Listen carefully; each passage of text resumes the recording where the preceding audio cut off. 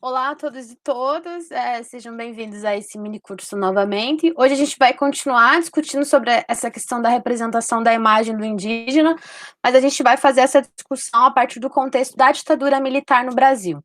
Então, nós selecionamos dois filmes que a gente considera interessante para pensar essa imagem nesse período. São dois filmes do cineasta Andrea Tonati, que é o Conversas no Maranhão e o filme Serras na Desordem. Mas Serras na Desordem, ele é um filme de 2006, mas mesmo assim ele é importante para a gente pensar e trazer e colocar ele ao lado de Conversas no Maranhão, porque ele traz elementos que são bem interessantes para essa discussão da imagem do indígena. Então, eu só vou selecionar aqui a apresentação para a gente começar.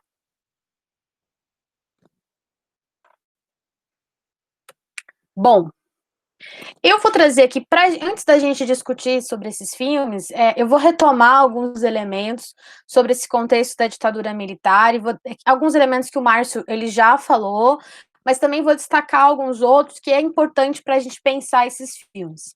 Então, esse contexto da ditadura, ele é um contexto de uma euforia desenvolvimentista. Então, você tem aí nesse processo um plano de integração nacional, você tem vários grandes projetos a serem executados nesse período, porque existe aí uma perspectiva do Estado de ocupar, de industrializar o que ele vai considerar como esses espaços vazios. O que são esses espaços vazios?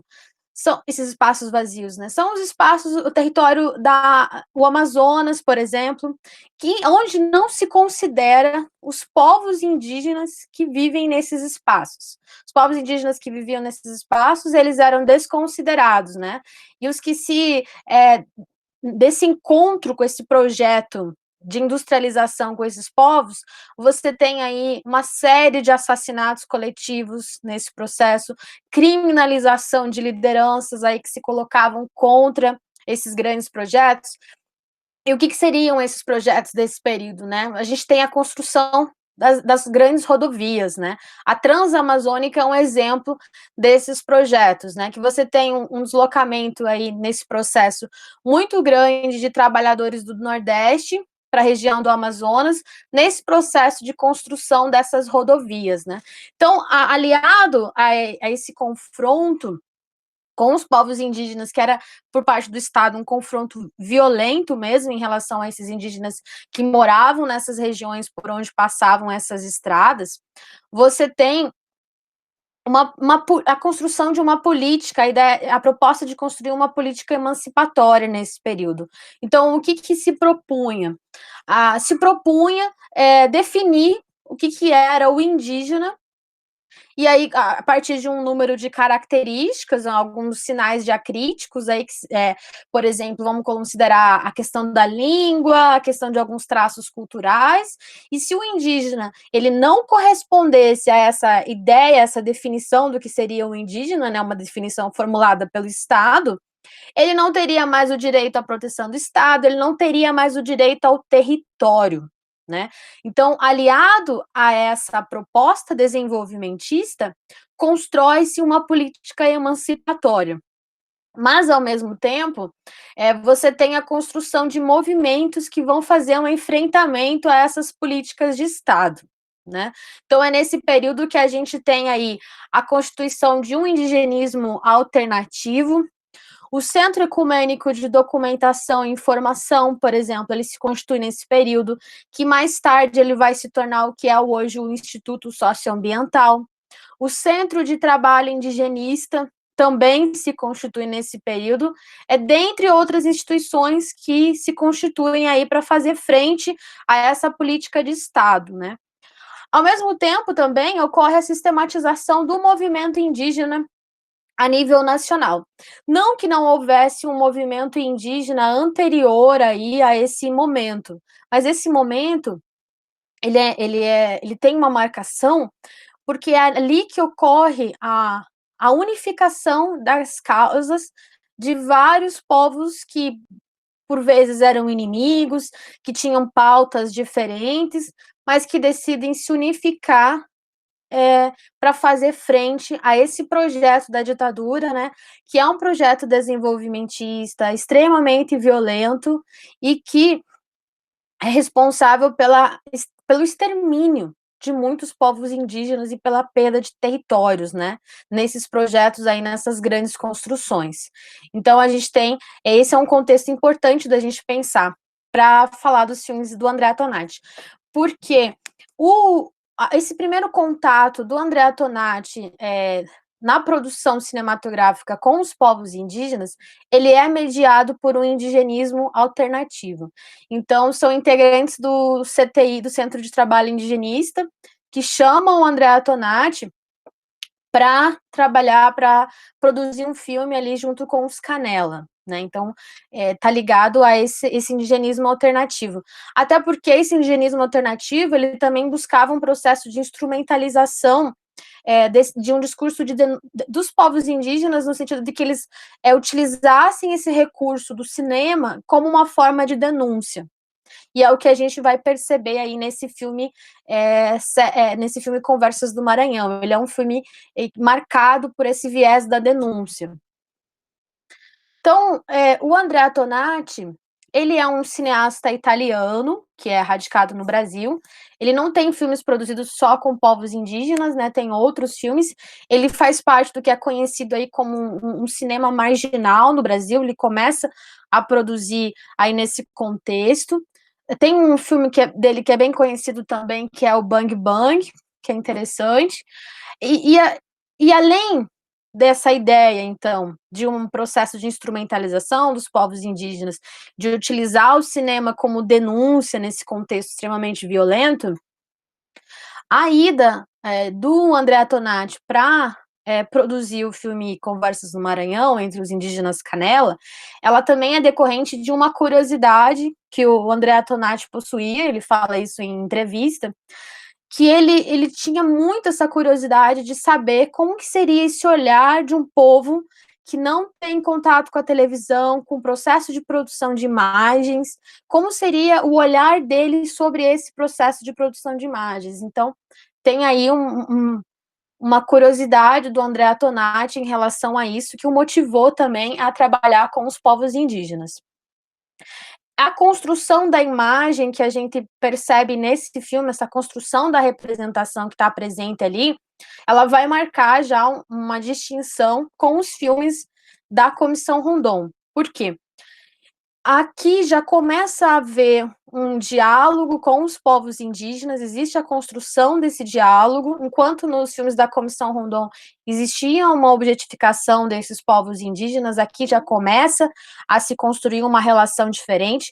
Ainda não é uma produção compartilhada, porque o Andrea Tonati é quem está produzindo e dirigindo esses filmes, então a gente não tem essa ideia de produção compartilhada. Ele fala que a ideia inicial dele era levar uma câmera que os indígenas pudessem ver essa imagem produzida, só que ele não conseguiu, e aí eles tinham que, na verdade, gravar, aí revelar a fotografia, aí esses indígenas viam que estava sendo produzido.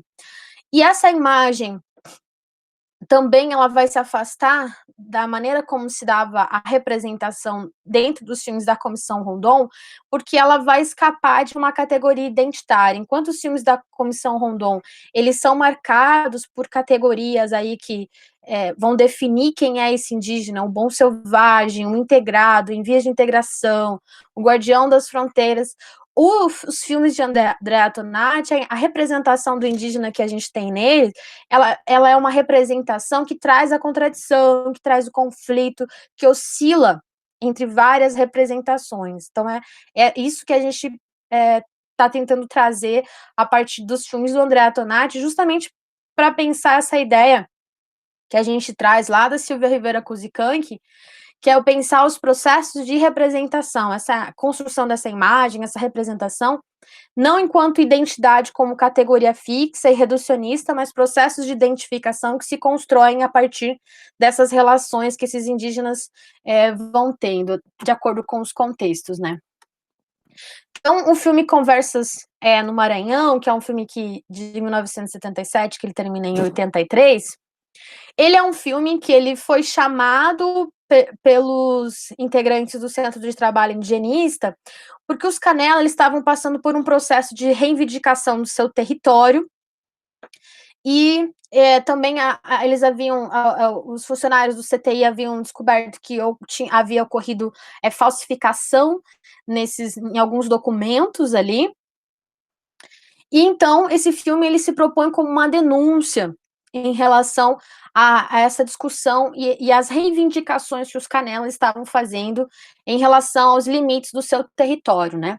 Essa imagem que a gente traz aqui, ela é de uma parte do filme que vai trazer justamente os Canela, as lideranças Canela, falando. Eles estão falando para a câmera, mas eles estão se direcionando para os políticos de Brasília, para os funcionários da FUNAI. Eles estão denunciando esses processos que estão ocorrendo ali, e eles estão reivindicando que os limites dos seus territórios sejam demarcados conforme o que eles entendam que deva ser o seu território, não como a FUNAI queria que esses limites, definiu como seriam esses limites, os Canela não concordavam, eles estavam reivindicando que eles fossem ouvidos em relação à definição desses limites. É interessante também desse filme, antes da gente passar para as imagens, que ele foi um filme que o Andrea Tonati, ele não gravou assim, ele chegou na aldeia, ele não gravou imediatamente esse filme, então ele chegou, ele guardou esse equipamento por 20 dias, eles construíram uma relação com os Canela, e aí depois é que eles começaram a gravar e produzir essas imagens. Então é interessante pensar como se deu esse processo de construção.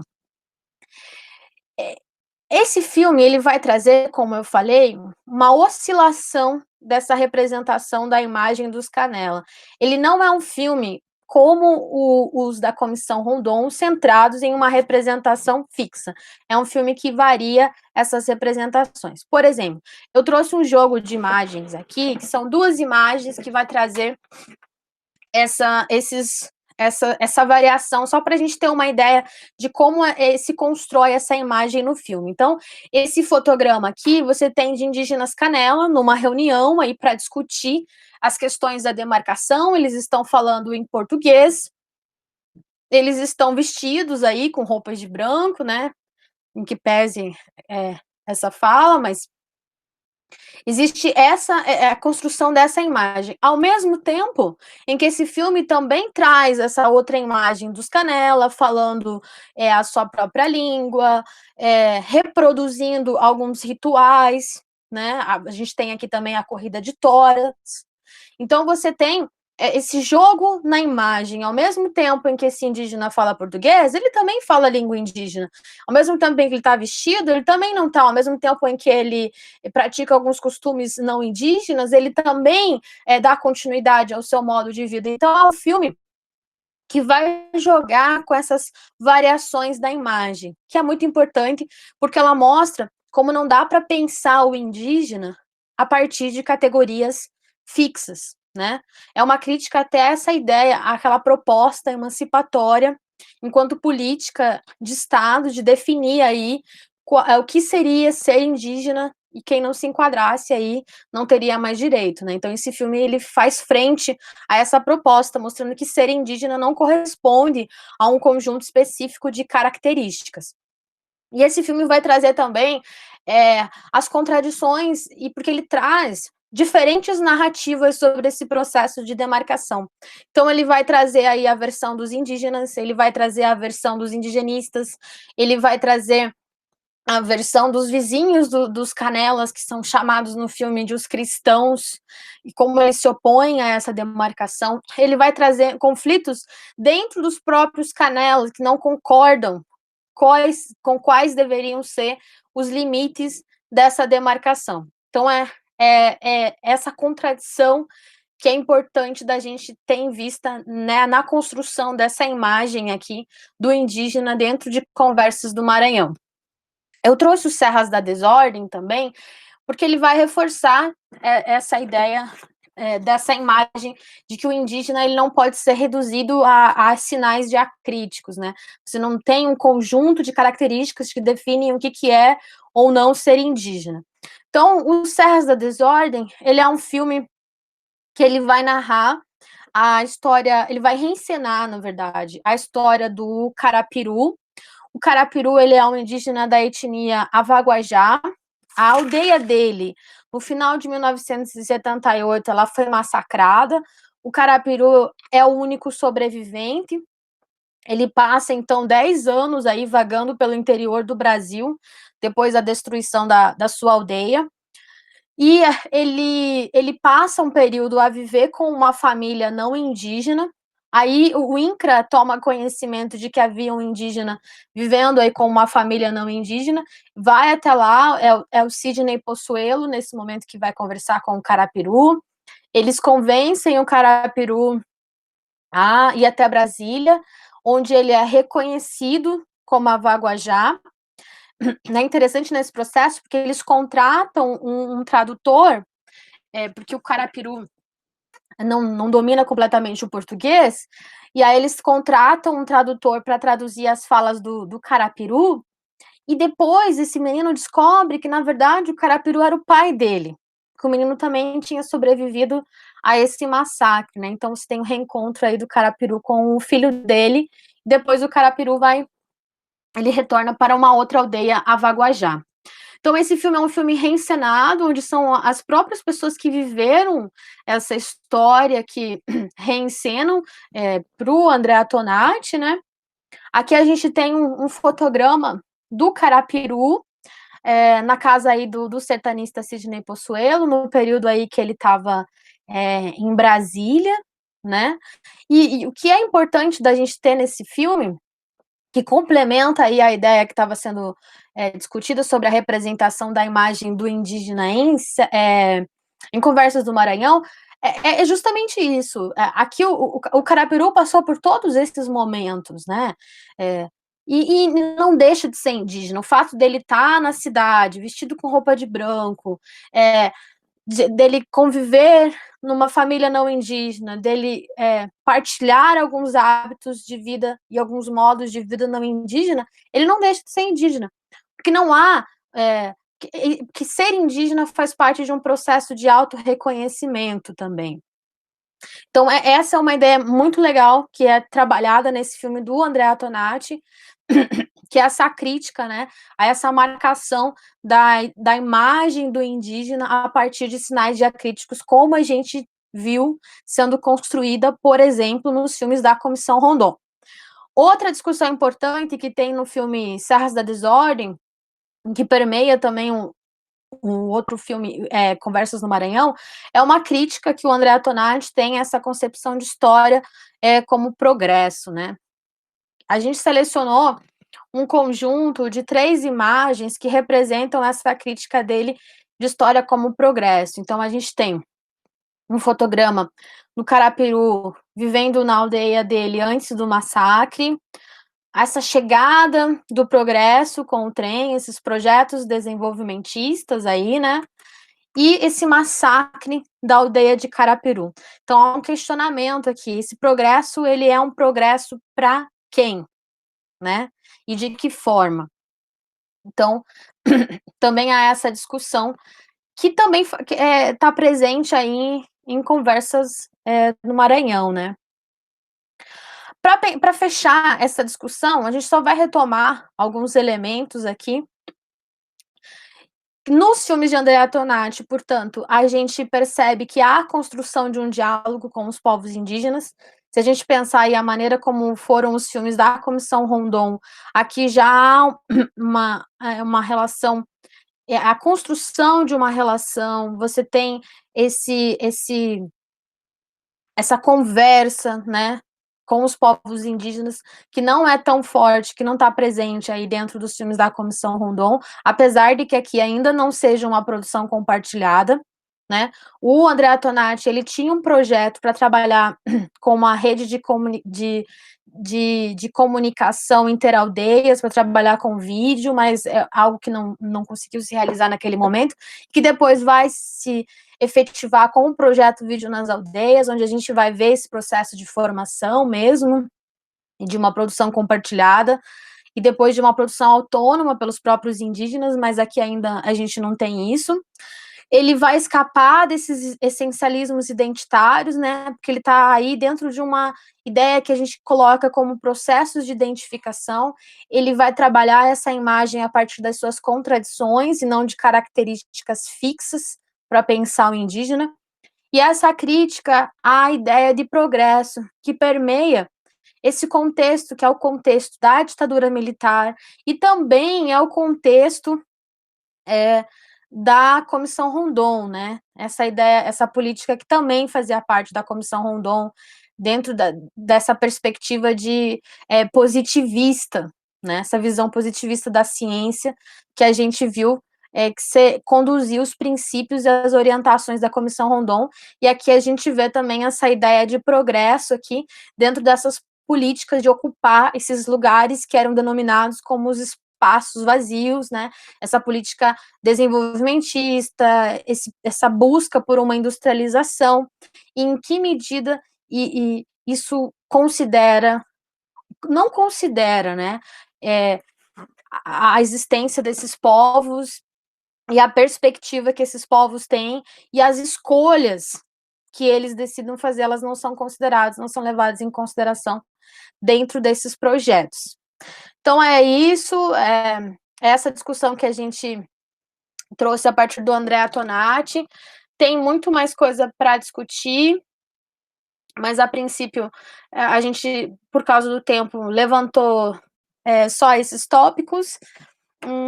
Os filmes do Andrea Tonati estão disponíveis no YouTube, para quem quiser assistir. E na próxima discussão a gente vai falar sobre esse período, que é o período da Constituinte. A gente vai discutir um pouquinho sobre como os Kayapó eles estão fazendo esse uso da imagem nesse processo aí da Constituinte. É isso. Obrigada a todo mundo e até a próxima conversa.